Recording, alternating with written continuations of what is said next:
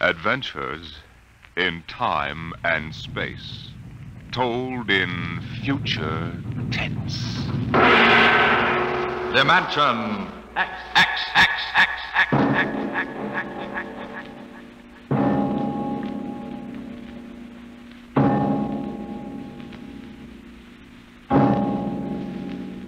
The mind of man is still an unprobed field. Within it lie many mysteries still unsolved. But there are men today, psychologists now experimenting with telepathy, hypnosis, thought transference, who believe that in the future we may discover the existence of a force of the mind more powerful than any force the world has ever known. We go ahead now in time some 10 years, and in space to the campus of a small eastern college. The hour is late, and in one of the dark college buildings, two men stand in front of a door that bears the name Professor Arthur Barnhouse, Psychology.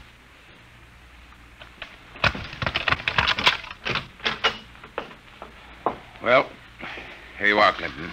Thank you, Major. Here are the keys to the professor's desk and files. I guess you inherit everything now. You might as well dictate a full report while everything's still fresh in your mind. I'll wait and see you home. Oh, no, that isn't necessary. I'll be all right. You sure? After what's happened tonight, we wouldn't want you to have an accident, too. Major, after what happened tonight, I have a hunch the whole world is ripe for an accident. I'm afraid you're right, Clinton. Well, good night. Good night. Oh, pull yourself together, Buster. Easy does it. August 21st, 1960. Restricted report from George Clinton to the Secretary of Defense, Secretary of State, the FBI, National Security Board, etc., etc., etc. Subject, the so-called Barnhouse effect, and Professor Arthur Barnhouse, who discovered it. I first met the professor 2 years ago in the fall of 1958. He was a professor of psychology here at Wilton College, and I was here on an instructor's fellowship in the psych department. They assigned me to be Barnhouse's assistant, and he needed one. He hardly ever remembered to go to a class, and he didn't seem to do anything else either. For 3 months, I watched him sitting at the desk here in his study. He'd either stare at nothing for hours or fall asleep, nodding over his mess of papers. I couldn't understand it, and it was none of my business. But one day, I thought I'd better give him a shake. What? What? I said it's 2:15, Professor. Don't you want to go to your 2 o'clock class? Don't you want to mind your own business? I beg your pardon. Sorry, Clinton. Forgive me. I don't know what gets into me. Forget the class. The kids would rather be outdoors anyway. Okay, Professor. In that case, I'm sorry I woke you up. It's all right. I just can't seem to get my sleeping done at night. Clinton, what do you know about the international situation? Well, I'm no political scientist, if that's what you mean. I read the papers when I have time. Well, that's the way I've always been. Lately, I've had to look into it. I stay up nights looking into it. Professor, I don't want you to take this personally or anything, but... Well, sir, I wonder if you'd mind if I asked to be transferred. You mean you'd rather work with somebody else in the department? Oh, no, sir, it's not that. I think maybe there's a chance for a psychologist to work on that government project. Government project? Oh, yes, that army thing. Yes, sir. They're trying to develop robot pilots for the new fighter rockets so they'll be expendable. Oh, yes. Something else designed to replace men. Yes, sir. And you know, it's a funny thing. The robots work just like human brains. They get overworked or overloaded at something, and they have nervous breakdowns. Now, if I could only find out what drives those electronic brains crazy, why, I'd feel Clinton, that I was... if you want to study a brain that's going crazy, never mind the robots. You can go to work on me. What are you talking about, sir? I don't know. I'm either crazy as a bedbug or a... Clinton, I wish you'd help me find out. Are you serious, Professor? I never was more serious in my life. I'm afraid I'm going out of my mind. But why? What makes you think so? This is what makes me think I'm crazy. Those dice? Clinton, do you know what the odds are against my rolling a 7? Oh, about 5 or 6 to 1. Watch. 7. Now, what are the odds against my rolling it again?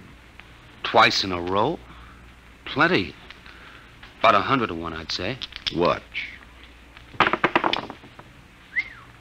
Professor, you're hotter than a $2 pistol. It's funny. That's what they said 8 years ago when I first discovered this. Discovered what? This force of the mind. I call it dynamo-psychism.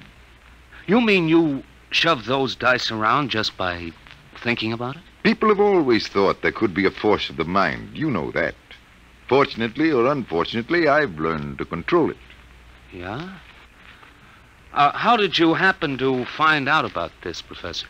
Well, it was about 10 years ago, back in 1948. I made the mistake of going to a psychologist's convention, and in order not to appear unsocial, I happened to find myself, for the first and only time in my life, in a dice game. What happened? I didn't have the faintest idea what was expected of me, and someone told me to roll 7s. So I did. 10 of them. I'll bet you weren't asked back into that game. That night, in my room, I realized that it simply couldn't have been an accident, Clinton. I tried to reconstruct the exact scene, the position of my body, and finally, the thoughts in my mind. And that was what did it. I remembered what had been my train of thought, and I proceeded to roll 7s, not 10 consecutive times, but 50. Brother, there it is again. Professor, can you do anything else? I mean, besides shove dice around? You see that inkwell on my desk? Sure. Watch it. Don't take your eyes off it. If nothing happens, say so, and I shall go quietly, even happily, to the nearest sanitarium. Okay, Professor, shoot. Hey, why, it just blew up. Yes, I'm sorry. I didn't mean to splash ink on your suit.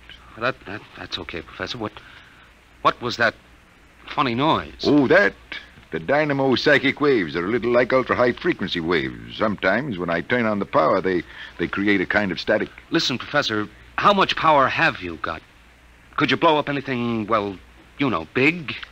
I could flatten the Great Wall of China. Boy, you'll make the helio-oxygen bomb look sick. That's what scares me, Clinton. The thought that maybe I could use this power to save the world. Clinton, you've got to help me. Who, me? Professor, when it comes to international relations, I don't know from where. You'd better get in touch with the State Department. State Department? Yes, they'd be the ones, wouldn't they? Well, you probably want to be getting home now. I'll see you to the door. I could use a breath of fresh air. Okay, Professor. You better stop brooding about this. You get somebody else to do your worrying for you. Yes, you're right. I have been brooding, wondering what to do. Just sitting and staring endlessly at that awful monstrosity across the way. You mean the old bell tower? Yes, I've gotten so I can't stand the sight of it anymore. Professor! Professor, look, what? Well, there's nothing left but a pile of rubble. Oh, my, I didn't really mean to do that. Well, you see, Clinton, it's got to the point where my lightest whim is more dangerous than a blockbuster. Professor, you get in and write that letter to the State Department right now. You packed too much of a wallop.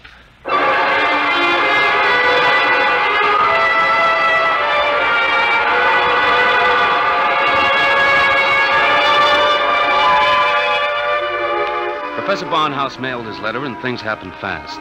The long arm of the Army reached out, and within 5 days, the two of us were deposited in an old mansion in Virginia, surrounded with a barbed wire fence and 20 guards, and labeled top secret. As soon as they'd seen a couple of small demonstrations, they set up a big test of dynamo-psychism, and the professor was a very important guy. You could see him getting more unhappy every day. General Barker, I've got to talk to you.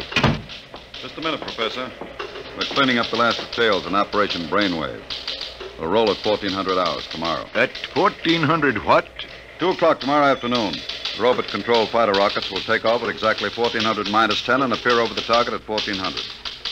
Watching from here over the video screen, you will then try to knock all 20 of them out of the sky. Think you can do it? Of course I can do it. Fine. and we've taken care of everything. Everything except that you neglected to ask me if I wanted to do it. I don't. This whole thing strikes me as childish and insanely expensive. We'll decide about that. But what's the good of it? I wouldn't mind acting as a defense weapon if it were necessary. But I can make all wars and armaments unnecessary. I could give every nation what it needs. I could move mountains, build roads, dig irrigation canals. I have a technique which costs nothing and can do immense good. You're spending millions to prove that it can do immense damage. It doesn't make sense. You know something, General? He's right. Of course I'm right. I want you to send me and Clinton back to Wilton College. Right away. That's quite impossible, Professor. This operation has gone too far to be called off now. Yes, but... Even if we wanted to call it off. If your dynamo psychism really works, you're apt to be the key to our entire defense setup. But listen... You'll have to excuse me now. Major Cuthrell and I have to double-check the confidential list of the observers on this end. Have you got it, Major? Yes, General. It's right here. Alberts, Barker, Bernstein, Carter, Clinton, Cuthrell, Holbrook, Lawrence, Stein, Williams. Check. I guess that includes everybody of importance. What about me? What? Oh, that's taken for granted, Professor. Thanks. 1400 hours. Will you be ready? I'll be ready. And now, if someone will wind the restricted clock and put the confidential cat out, I'm going to bed.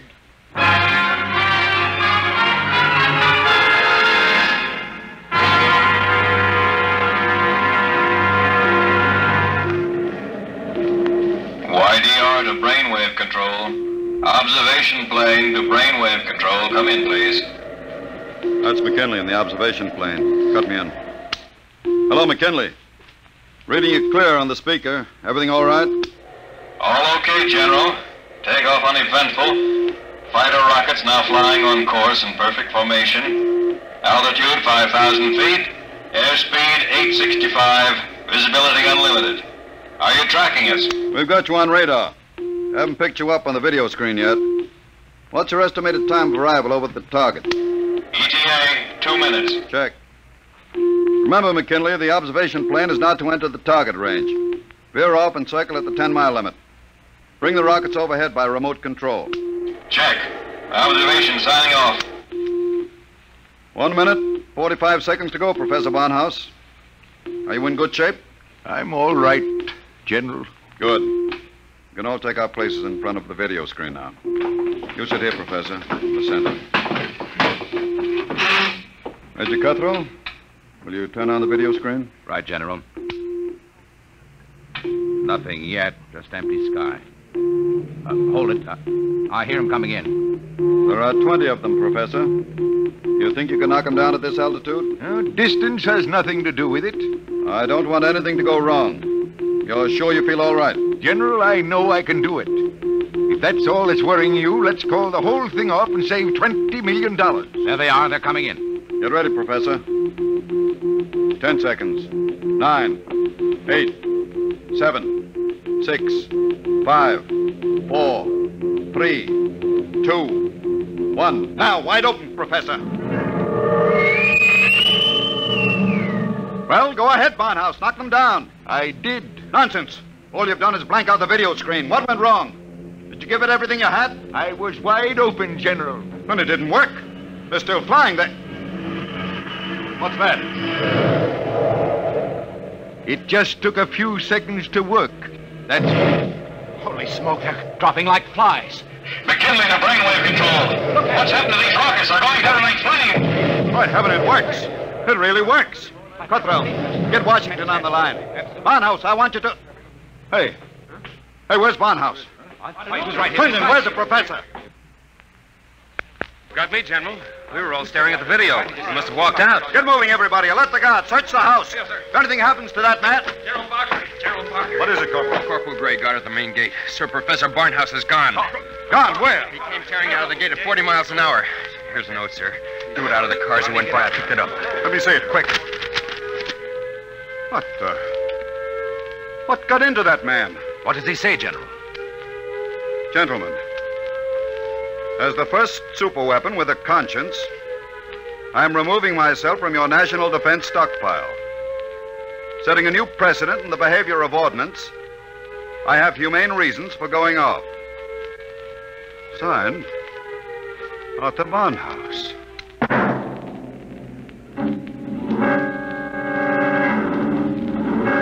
Barnhouse was gone, and within 12 hours, the world was on a spree.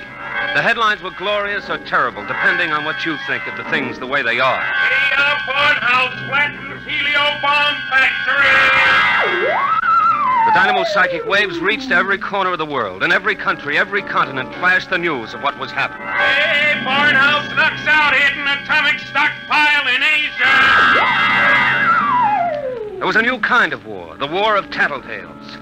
Secret agents of every country hunted for the hidden armaments of their enemies, yelled about them in the newspapers, and immediately there'd be that warning burst of Barnhouse static, followed by... Radio-controlled fleet blown up on secret maneuver! The professor was out to make peace or bust, and nothing like him ever was.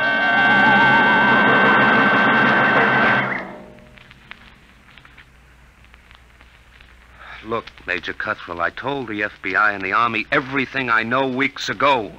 I've answered questions till I'm blue in the face. I didn't come here to ask questions, Clinton. I came to ask for your help. My help? That's right. To find Barnhouse. What if I don't want to? If you're his friend, I think you'd better. Why pick on me? You've got the FBI, the police, and Army intelligence. Why can't you find him yourselves? We're trying. But you know the man well. You could spot him where we wouldn't. And you're the only one who can. Maybe. But why should I? Wherever he is, I think he's doing fine. He's making war impossible, and I like it. So do I. Yes? He's putting you out of a job. That's all right with me. I'll retire to a truck farm with pleasure. Well, then? Look, Clinton, we aren't the only ones in this race. Every country in the world has its best agents out hunting for Barnhouse. Nobody can beat that kind of a manhunt. He seems to be doing all right so far. Sure, but how long do you think he can keep it up? A week? A month? Sooner or later, he'll be spotted. And if the wrong people find him, Clinton, we're done for. You know what kind of weapon this is. Whoever controls the Barnhouse effect can control the world. Well, all right. Suppose they do find him. He'd never give the secret away. Never give it away? Are you out of your mind? You think these fellas are playing for marbles? Well, no, but... Read the papers, Clinton. Don't you know what's going on in the rest of the world? Yes, They'll get the secret out of Barnhouse, all right. What happens to him in the process won't be very pretty. Well, he must realize that then. He'll never let himself be taken alive. He may not have the choice. And if he doesn't, God help us all. All right. All right, I'm in. Good. Now, do you know anything that you haven't told us? Anything that might give us a lead? Only this. It was addressed to me. I found it here on his desk the morning after he escaped. You mean he came back here? Yes. I guess he needed to pick up some personal effects. Anyway, the files were open, and he left this note on a scrap of paper. Anything to do with the Barnhouse effect? Read it yourself. It's Greek to me. Just these few lines scrawled on a piece of paper, and the last one breaks off right in the middle of a sentence. This stuff doesn't make any sense at all. You know, from the looks of this, I'm beginning to wonder if the professor isn't going off his rocker. I thought of that, too. All the more reason why we've got to get to him quick. He may be helpless, and the whole world's on his track. Come on, Clinton. We haven't much time.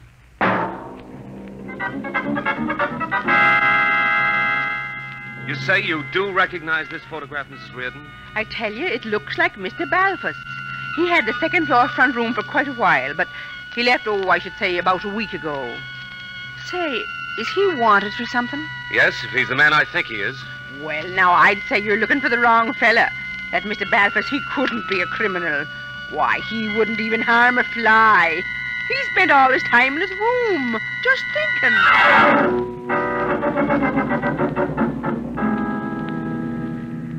Brother, it's hot. What a way to spend an August afternoon, huh, Major? Give my eye teeth to be at Jones Beach. So would I, Corporal. We've got work to do here. Look, so we've been cruising around these radio detection cars for a week. Not a sign of Barnhouse static. The professor must have run out of things to work on. Well, we'll give him a little more time. Switch to shortwave. See if there's anything special coming through. Yes. Try the 9-meter band. This is Radio Miranda calling. Let's hear that.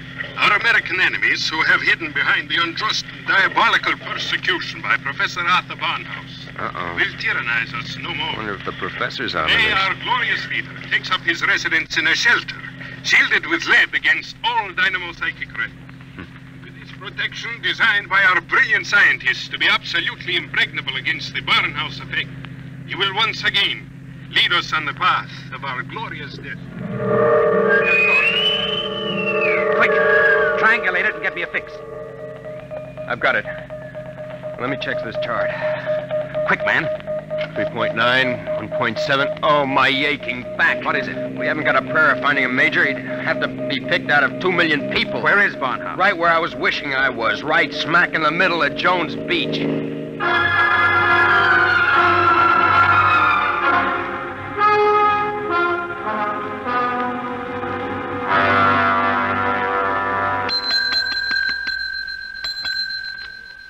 Gents, we're full. No more rooms tonight. We don't want a room. Do you recognize this picture? Who wants to know? Uncle wants to know. Oh, excuse me. I'm sorry. Yeah, let me see it. Yeah,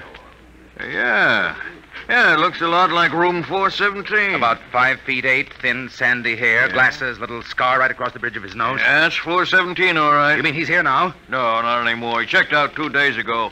But he couldn't have gone far. What makes you say that? Oh, he looked sick as a dog. Couldn't hardly carry his own bag out. Uh-oh. Like I said to the other fellas, I said he looked like he was on his way to the morgue. What other fellas? Eh? Oh, the ones this morning. You're the second pair that's been asking for him.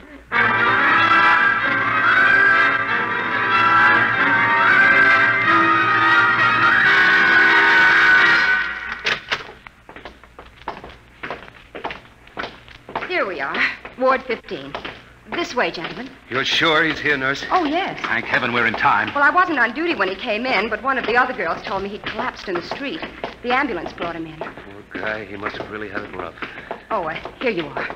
Bed number 78. This is your man. Wait a minute. This isn't Barnhouse. But I was perfectly sure. Oh, wait, let me check his chart. Dismissed 8 p.m. Only an hour ago. Oh, dear, now I remember. Remember what? If he was sick, why did you let him go? Well, 2 of his friends came and took him away. They didn't want him in the charity ward. They said they'd make sure that he was taken care of.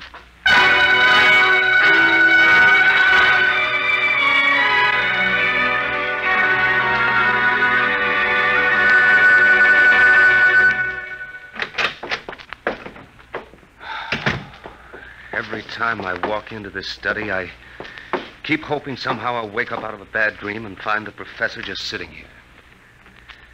Major, is there anything we haven't covered? Nothing. The police, the FBI, the air patrols, the docks, the railroad stations, everything. Not even a flea could get through this dragnet. I hope. Then I guess we sit. We sit. Maybe something will come in.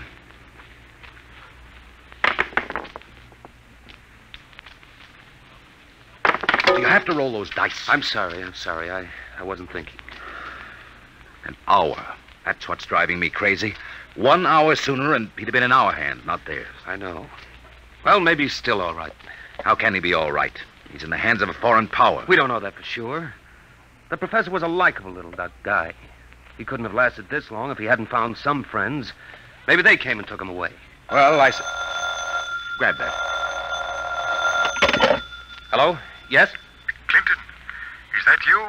Professor Barnhouse. Clinton, they've got me. Who's got you? Where are you, Professor? I don't know.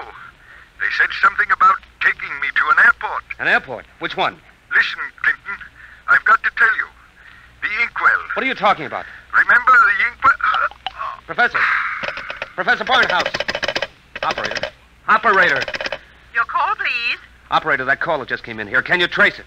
I'm sorry, sir, but I'm afraid it's too late. Your party has been disconnected.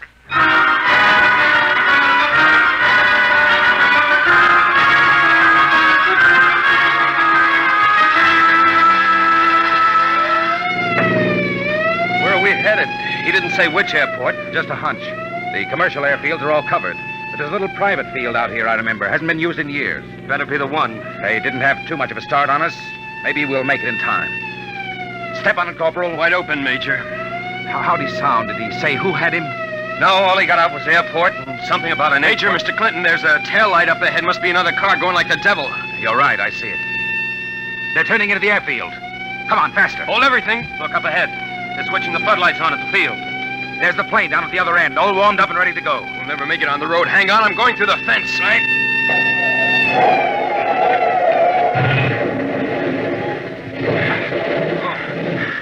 Well, what's the matter? Get going. Sorry, sir. Must have cracked the axle. They're taking off. Get out the submachine gun. You can't. Barnhouse is in that plane. You'll kill him. We've got to take that chance.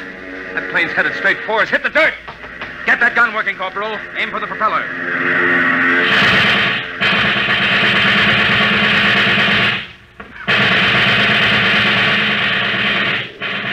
Couldn't get him, Major.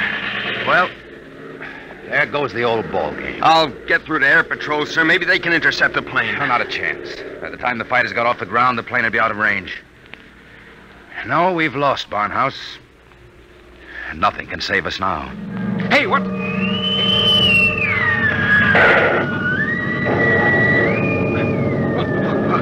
What hit me? Clinton, are you all right? Yeah, sure. The plane. It's gone. I know. Barnhouse blew it right out of the sky. He wouldn't let himself be taken alive. Boy, he really did it the hard way. Poor guy. He shouldn't have had to be a hero. All he ever wanted was peace. Peace? What's that? Now the arms race will start all over again. And with Barnhouse gone, what's left to stop it?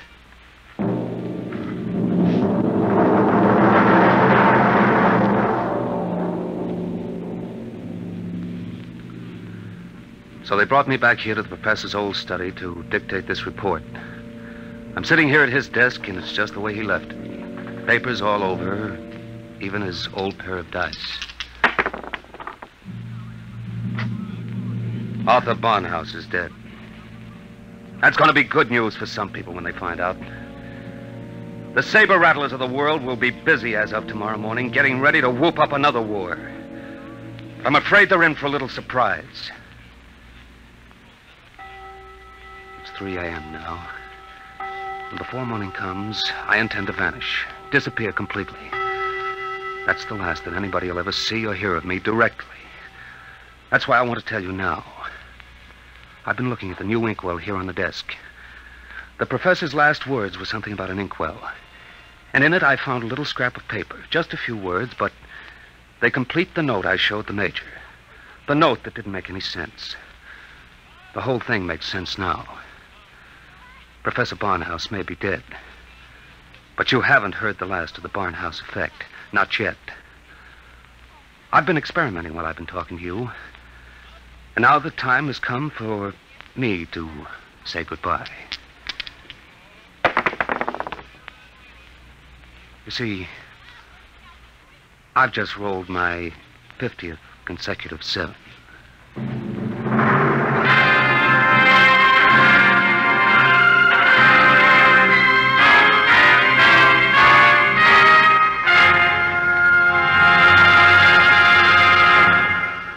You have just heard Report on the Barnhouse Effect by Kurt Vonnegut, Jr. An adventure in time, space, and the unknown. Dimension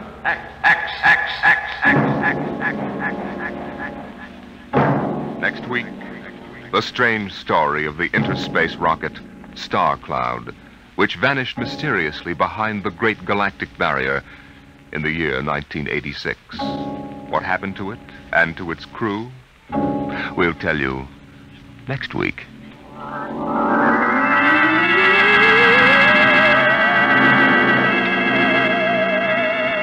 Tonight's story, Report on the Barnhouse Effect, was adapted for radio by Clarice A. Ross. Featured in the cast were Bill Quinn as Clinton, Ed Jerome as Professor Barnhouse, and Carl Weber as Major Cutthroat. Your host was Norman Rose. Music, Albert Berman. Engineer, Bill Chambers. Dimension X is produced by Van Woodward and directed by Edward King.